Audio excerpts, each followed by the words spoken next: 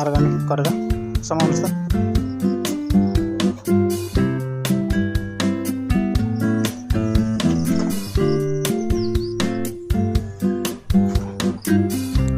हाम्रो भिन्डी एकदम स्पेशल छ।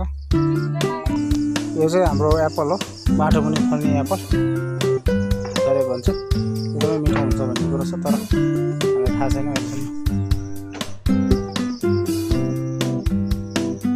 ल हेर्नु साथीहरू, यहाँ चाहिँ खोर्सानी खत्रै पाकिरहेको छ खाने मान्छे नभएर।